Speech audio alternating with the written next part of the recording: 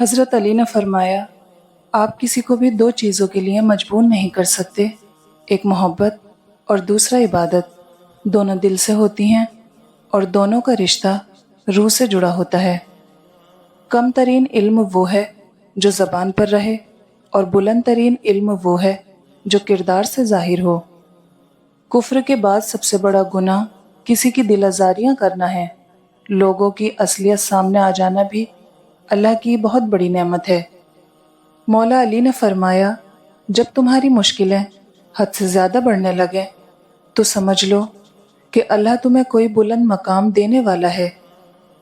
نصیب ہار جاتا ہے لیکن دعائیں ہمیشہ جیتتی ہیں۔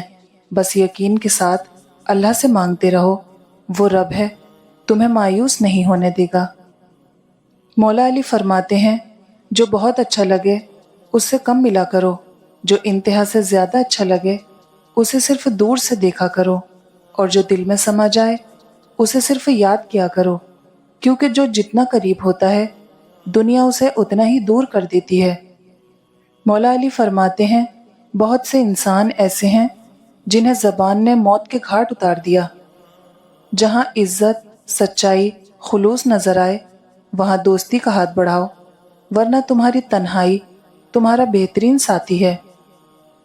جب بھلائی کو دیکھو تو اسے حاصل کرو، اور جب برائی کو دیکھو تو اس سے منہ پھیر لو۔ مولا علی نے فرمایا، لوگوں کو اسی طرح معاف کرو جیسے تم خدا سے امید رکھتے ہو کہ وہ تمہیں معاف کرے گا۔ بے وقوف انسان وہ ہے جو اپنی بد کلامی پر فخر کرتا ہو۔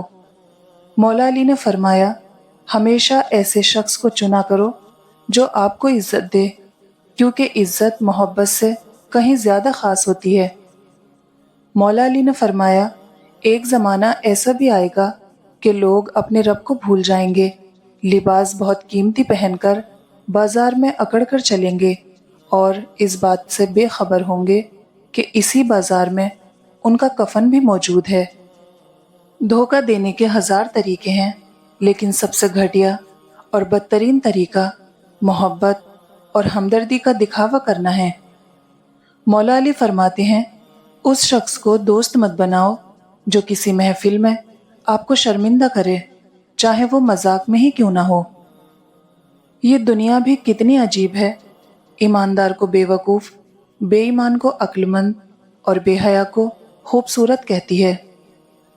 جو شخص تمہاری نظروں سے تمہاری ضرورت کو سمجھ نہیں سکتا، اس سے کچھ مانگ کر خود کو شرمندہ نہ کرو۔ انسانیت بہت بڑا خزانہ ہے، اسے لباس میں نہیں انسان میں تلاش کرو۔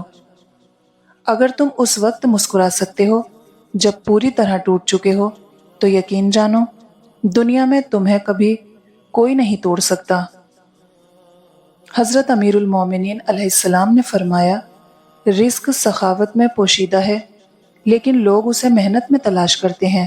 زیادہ سوچنا انسان کو ختم کر دیتا ہے، بس دعا کرو اور رب پر چھوڑ دو۔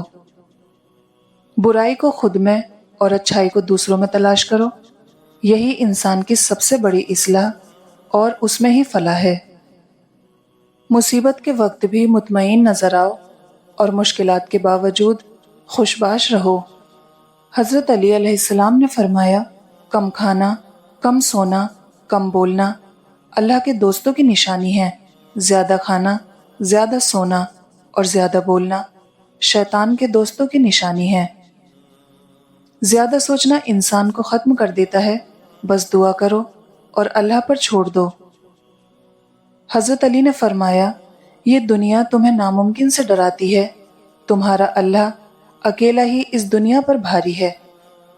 حضرت علی نے فرمایا، میری جنگ فقط یزید سے نہیں بلکہ ہر اس شخص سے ہے جو یزید جیسا کردار رکھتا ہو۔ غربت انسان کو اپنے ہی شہر میں اجنبی بنا دیتی ہے۔ حضرت علی علیہ السلام سے پوچھا گیا کہ کوئی ایسی حسرت جو رہ گئی ہو؟